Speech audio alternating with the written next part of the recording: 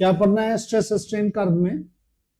तो अगर हम लोग सबसे पहले तो किसी भी कर्व को पढ़ने के लिए हम एक्सिस को देख लें कि क्या एक्सिस है, ठीक है, एक्सिस पे क्या क्या लिखा गया है। तो अगर तुम ध्यान से देखोगे इस एक्सिस को, तो हमारे वाई एक्सिस पे स्ट्रेस को लिखा गया है और एक्स एक्सिस पे क्या लिखा है, स्ट्रेन को।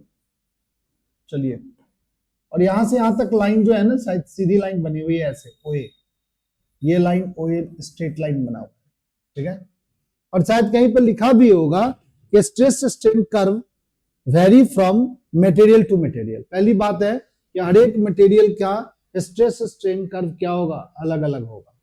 जैसे हम लोगों ने स्ट्रेस स्ट्रेन कर्व अगर पिछला देखेंगे तो ए मटेरियल का स्ट्रेस स्ट्रेन कर्व में इंक्लाइनेशन कम है और बी मटेरियल का स्ट्रेस स्ट्रेन कर्व का इंक्लाइनेशन क्या होगा, ज्यादा है।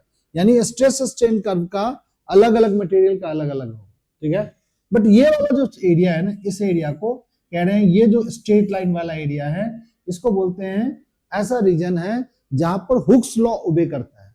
कह सकते हैं ये एक ऐसा रीजन है जहां पे हम अगर स्ट्रेस यहां तक लगाएं, इतना स्ट्रेस लगाएं और इतना स्ट्रेन अगर डेवलप हो, ये स्ट्रेन डेवलप हो, हुक्स लॉ ओबे करेगा, ये रीस्टोरिंग फोर्स डेवलप होगा और स्ट्रेस स्ट्रेन क्या होगा, डायरेक्टली प्रोपोर्शनल होगा, ठीक है। और यहां पर अगर तुम स्ट्रेस हटाओगे भी तो बॉडी क्या करेगा, अपने ओरिजिनल कॉन्फ़िगरेशन को, टोटली स्ट्रेस खत्म हो जाएगा, टोटली स्ट्रेन क्या होगा, गायब हो जाएगा, ठीक है। चलिए भाई, यानी ये जो है, ये कर्व का ये वाला पार्ट को, ये जो है वो विद इन इलास्टिक लिमिट है, विद इन इलास्टिक लिमिट है। चलिए, इलास्टिक लिमिट है, क्या है विद इन इलास्टिक लिमिट भाई? विद इन इलास्टिक लिमिट्स की बात करने का मतलब हो गया कि यहाँ पे इलास्टिक कैरेक्टर ऑब्जेक्ट का क्या करेगा, वैलिड होगा, ठीक है। समझ गया? इतना लिखा हुआ है, curve OA region is linear, this region obey Hooke's law, in this region solid behave as elastic body, in the region A to B. अब यहाँ पूछेगा इस कर्व को बनाओ और कर्व के हर एक कैरेक्टर को एक्सप्लेन करो कि हमारा कहां तक कर्व तुम्हारा हुक्स लॉ को क्या कर रहा है, ओबे कर रहा है। तो हम लिखेंगे ओ से ए तक हमारा कर्व हुक्स लॉ को क्या कर रहा है, ओबे कर रहा है। अब ओ से बी चलते हैं, कर्व थोड़ा सा क्या हुआ है, टिल्ट हुआ है, देखोगे यहां पर कर्व थोड़ा सा तिरछा हुआ है। अब बी क्या है, ए टू बी में स्ट्रेस स्ट्रेन की जो प्रोपोर्शनलिटी वाली जो बात थी वो वॉलेट हो गई, यानी ए से बी तक अब जाओगे तो हमारे स्ट्रेस स्ट्रेन के डायरेक्टली प्रोपोर्शनल नहीं है, ये थोड़ा सा वॉयलेशन हुआ है। बट ये जो बी पॉइंट है, ये जो बी पॉइंट है कर्व का, जो ये बी पॉइंट है, इसको हम लोग बोलते हैं यील्ड पॉइंट। ये कौन सा पॉइंट है भाई, YIELD, yield point. Yield point वह पॉइंट होता है जिसके लिए मैक्सिमम स्ट्रेस होगा, ये मैक्सिमम स्ट्रेस डेवलप हो सकता है।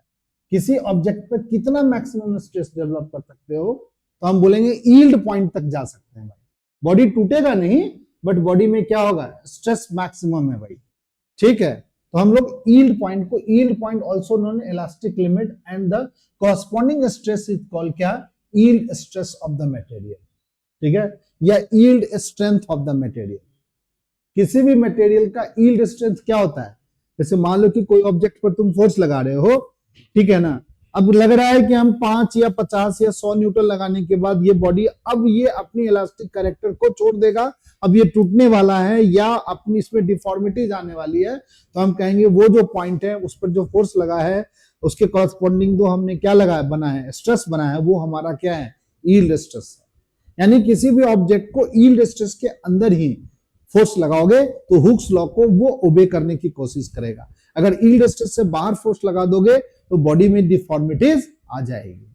जैसे यील्ड स्ट्रेस से कितना चले गए भाई, थोड़ा सा आगे चले गए, तो थोड़ा सा आगे कहां गया भाई, सी पॉइंट पे आ गए, थोड़ा सा और आगे चले गए, यील्ड स्ट्रेस से हम कहां पहुंच गए भाई, सी पॉइंट पर आ गए। तो जैसे हम सी पॉइंट पाएंगे तो बॉडी में क्या आएगी, डिफॉर्मिटीज आएगी। कितने परसेंट की डिफॉर्मिटीज आएगी, तो देखो कि यहां से एक लाइन पैरेलल खींचा है, यहाँ पे ऐसे लाइन खींची और कहता है बॉडी में इतना स्ट्रेन डेवलप हो जाएगा, बॉडी में इतना क्या आएगा, स्ट्रेन डेवलप होगा। इस स्ट्रेन को लेस देन क्या कहा गया, 1%। 1% से कम स्ट्रेस में डिफॉर्मिटीज आएगी, यानी मटेरियल में 1% की डिफॉर्मिटी या 1 से कम परसेंट की डिफॉर्मिटीज क्या होगी, आएगी। यानी अगर 100 मीटर की कोई चीज है तो उसका स्ट्रेंथ 100 से थोड़ा सा क्या होगा, उसका लेंथ थोड़ा सा ज्यादा हो जाएगा। अगर हम कहेंगे कोई ग्राफ देख के पूछेगा कि बताओ भाई इसमें हुक्स लॉ कहां तक ओबे करता है, तो ओ से कहां तक, ए तक। क्या ए से बी तक क्या ऑब्जेक्ट हुक्स लॉ को ओबे करेगा? नहीं ओबे करेगा। बी से सी तक जाओगे तो बॉडी में क्या आएगी, डिफॉर्मिटीज आएगी। कितने परसेंट की डिफॉर्मिटीज आ सकती है, कितना चेंज आ सकता है? Less than 1%। अब यहां तक हम लोगों ने पढ़ लिया सी पॉइंट तक। Between when load is remove at any point C, C से डी तक अगर आप लोड को रिमूव करोगे, सी से क्या आएगा, यहां से सी से ये बॉडी ऐसे आई है, सी से डी तक ये बॉडी ऐसे आ करके सी से डी तक, यहां तक डी पॉइंट तक, वो जो डी पॉइंट है, अतः सी से डी के बीच अगर तुम इस पर से डिवाइविंग फोर्स हटाओगे तो इसमें क्या आएगी, डायमेंशन, ओरिजिनल डायमेंशन को ये रिगेन नहीं करेगा। लिखा हुआ है the body does not regain its original dimension in this case when the stress is removed zero, the strain is not zero। देखो सही बच्चे, जैसे मान लो यहां पर एक ग्राफ बनाया, स्ट्रेट लाइन बनाया, यहां पर क्या हुआ भाई, तुमने स्ट्रेस कितनी लगाई, ये हमारी स्ट्रेस है, ये हमारी स्ट्रेन है, हटाओगे, जैसे ही स्ट्रेस हटाओगे क्या होगा, स्ट्रेस भी जीरो होगा, स्ट्रेन भी क्या होगा, जीरो होगा। ये बातें कब होगी, जब बॉडी इलास्टिक लिमिट के अंदर होगी। बट जैसे ही इलास्टिक लिमिट के अंदर की बात खत्म होगी, थोड़ा सा तुम आगे बढ़ोगे, कैसे बढ़ोगे भाई, यहां से ग्राफ हमारा ए से कहां बढ़ेगा, बी, और बी से कहां बढ़ गया, सी, सी से कहां बढ़ेगा भाई, डी। ये बी पॉइंट तक बॉडी, ए से बी पॉइंट तक क्या हुक्स लॉ को ओबे करेगा, नहीं करेगा। सी पर जाकर के क्या हुक्स लॉ को ओबे करेगा, नहीं करेगा। सी से डी के बीच में कहीं भी बॉडी को अगर आप डिफॉर्म हटाते हो, स्ट्रेस हटाते हो, तो बॉडी कभी भी अपने ओरिजिनल कॉन्फ़िगरेशन को गेन नहीं करेगा। ठीक है, कहेगा कोई ऑब्जेक्ट इस ग्राफ की हेल्प से कहेगा बॉडी कब अपने बॉडी में कब डिफॉर्मिटीज आएगी, तो क्या बोलेंगे, बी के बाद बॉडी में क्या नहीं आएगी, डिफॉर्मिटीज आना शुरू होगा। मैक्सिमम बी तक आप यील्ड स्ट्रेस लगा सकते हो बॉडी पे। समझ गया इतनी बात? चलिए भाई, अब क्या हो गया, the material is set to be permanent set. अगर मान लो कि यहां तक तुमने खींच दिया तो बॉडी में कुछ ना कुछ डिफॉर्मिटीज आ जाएगी। कहने का मतलब हो गया कि अगर आपने ऑब्जेक्ट ऐसे है, किसी ऑब्जेक्ट पर आपने रीस्टोरिंग फोर्स, इस पर फोर्स लगाया, अप्लाइड फोर्स लगाया, एक रीस्टोरिंग फोर्स एफ डेवलप हुई, और इसमें जो आपने जो फोर्स लगाया वो बहुत ज्यादा फोर्स लगा दिया, बी से ज्यादा स्ट्रेस लगा दिया, इसमें एक परमानेंट डिफॉर्मिटीज आ जाएगी। ये बॉडी का लेंथ क्या होगा, पहले एल लेंथ था, अब लेंथ में इंक्रीमेंट आएगा, पहले से ज्यादा लेंथ हो जाएगा, एल डैश लेंथ हो जाएगा। इस तरीके से हम बॉडी को बोलेंगे material is set to be permanent set, and deformity is set to plastic deformity. अब प्लास्टिक डिफॉर्मिटीज मतलब हो गया क्या, कि बॉडी अपने शेप को रिगेन नहीं करेगा। चलो भाई, अगर हम इस पॉइंट पर पूछेंगे बॉडी में किस तरीके का डिफॉर्मिटीज आई, इतना स्ट्रेन है, इतना स्ट्रेस है, बट जैसे ही ये स्ट्रेस हटाओगे, ये स्ट्रेस है, ये स्ट्रेन है, जैसे ही ये स्ट्रेस हटाओगे बॉडी क्या होगा, अपने ओरिजिनल कॉन्फ़िगरेशन को गेन करेगा, यानी डिफॉर्मिटीज क्या होगा, खत्म हो जाएगा। ठीक है, बट यहां के बाद अगर तुम बी के बाद अगर आपको बॉडी पर अगर स्ट्रेस हटाते हो तो बॉडी अपने ओरिजिनल कॉन्फ़िगरेशन को गेन नहीं करेगा। अगर सी पर हटाते हो तो आपको क्या होगा, एक से ज्यादा परसेंट या एक से कम परसेंट का डिफॉर्मिटीज आएगा। एनसीईआरटी बुक में एक से कम ही परसेंट लिखा है तो आप एक से कम ही परसेंट बोलोगे। द डी पॉइंट, ये जो हमारा डी पॉइंट है, ये जो हमारा डी पॉइंट है, ये हमारा अल्टीमेट स्ट्रेस है। अल्टीमेट स्ट्रेस कहने का मतलब मटेरियल टूटेगा नहीं, बट बहुत ज्यादा स्ट्रेस डेवलप हो चुका है। ठीक है, बॉडी खिंच जाएगी, लेंथ बड़ा हो जाएगा, पर टूटेगा नहीं। डी से जैसे ही थोड़ा सा भी फोर्स लगाओगे तो हमारा क्या होगा, बॉडी डी से थोड़ा सा भी ज्यादा फोर्स लगाओगे तो हमारा बॉडी क्या होगा, ब्रेक कर जाएगा। ब्रेक कर जाएगा मतलब बॉडी टूट जाएगा, बॉडी टूटेगा। डी से थोड़ा सा ज्यादा स्ट्रेस लगाओगे, बॉडी टूटेगा। ई को हम क्या बोलेंगे भाई, फ्रैक्चर पॉइंट। इस तरीके से if the ultimate stress of the fracture point D and E are close. अब एक प्रॉपर्टी एक्सप्लेन करता है, ये डी और ई, ये फ्रैक्चर पॉइंट ई, और ये अल्टीमेट स्ट्रेस क्या हो गया, ये यील्ड पॉइंट नहीं, अल्टीमेट स्ट्रेस डी। इस दोनों का बीच का डिफरेंस अगर कम हो, हम बोलेंगे उसको ब्रिटल पॉइंट मटेरियल। ऐसा मटेरियल है, ब्रिटल मटेरियल है। If the ultimate stress and fracture point D and E are close the material set to be brittle. Brittle क्या होगा भाई, आसानी से जो क्या हो जाए, टूट जाए, ठीक है। If they are far away, और इसके बीच का डिफरेंस अगर ज्यादा है, जैसे ये पॉइंट ज्यादा लंबा हो जाए, तो हम कहेंगे वो मटेरियल क्या है, डक्टाइल मटेरियल है, उसकी पतली तार वगैरह क्या कर सकते हैं, बना सकते हैं। यानी स्ट्रेस स्ट्रेन कर्व के हेल्प से तुम्हें पूछेगा कि say about ductile material on the basis of क्या, स्ट्रेस स्ट्रेन कर्व। यानी डी पॉइंट और ई पॉइंट का अगर स्ट्रेंथ लेंथ बड़ा हो, यानी डी और ई के बीच का गैप बड़ी हो, तो मटेरियल कैसी होगी बताओ, डक्टाइल होगी। और डी और ई पॉइंट का अगर गैप छोटा हो तो वो मटेरियल क्या होगा भाई, ब्रिटल होगा। जैसे एक ग्राफ के थ्रू आप बता सकते हैं, जैसे एक ग्राफ तुम्हारे एनसीईआरटी बुक में दिया हुआ है, उसको हम लोग खोलते हैं और उसको बताते हैं कि वहां से तुम देख करके कुछ सवालों का सवाल जवाब दे सकते हो। जैसे एक सवाल है,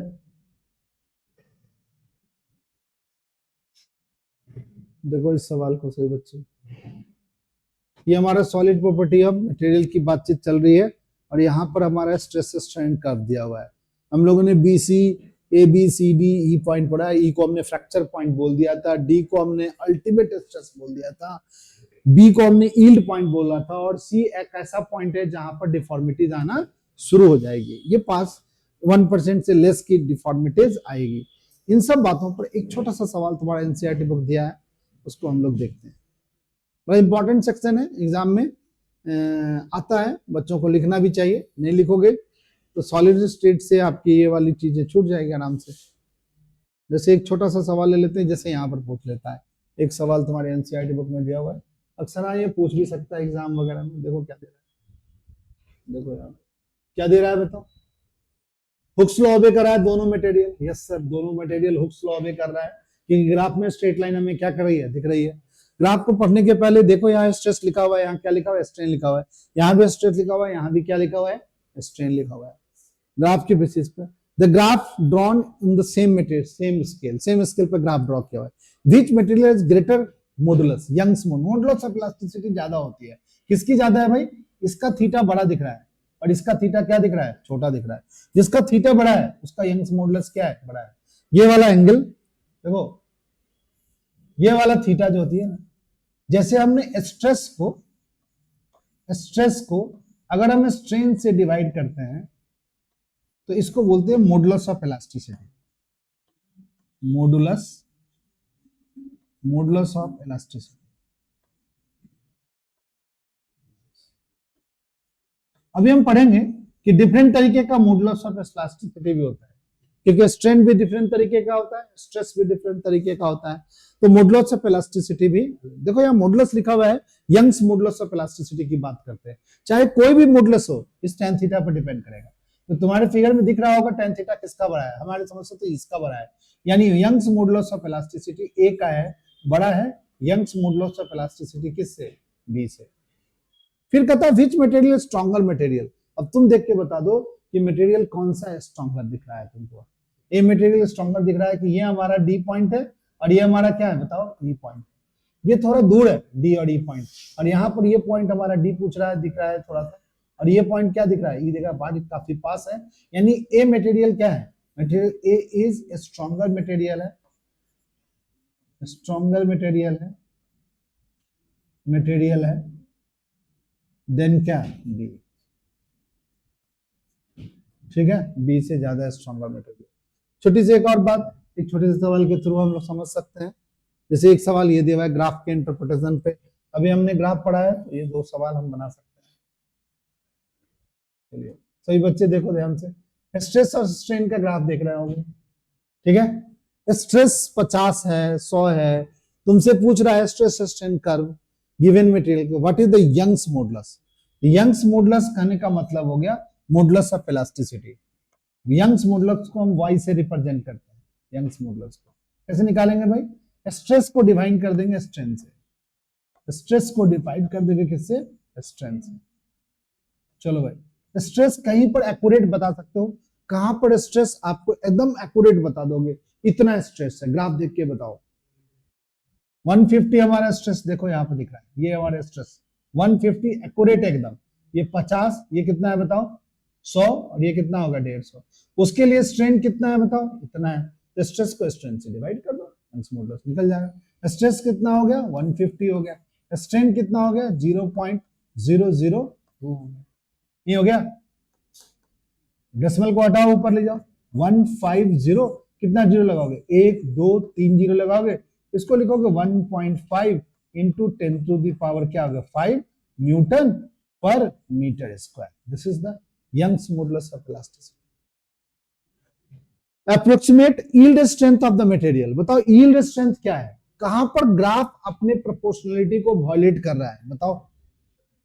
300 से थोड़ा देर पहले, यानी 300 से थोड़ा सा पहले जो है ना, दिख रहा है ग्राफ जैसे बेंड हो रहा है, यानी आपका 200 कितना होगा ये 200, ये कितना होगा, इसके बीच का गैप कितना है बताओ, 50 का गैप है, तो नियर तो 270 या 280 के आसपास क्या है इसका यील्ड स्ट्रेस है।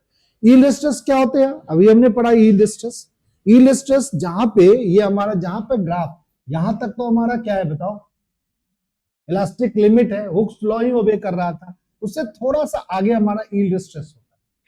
अगर हम ग्राफ को देखें तो यहां पर हमारा यील्ड स्ट्रेस दिया हुआ है, यील्ड पॉइंट दिया हुआ है, तो यील्ड स्ट्रेस जो होगा ग्राफ थोड़ा सा जहां पर बेंड हो रहा है, यानी इस पॉइंट पर ग्राफ की कैरेक्टर हमें देखनी है, कितना है भाई, ये देख रहे हैं कितना है भाई 270 या 280 लिख सकते हैं, ठीक है।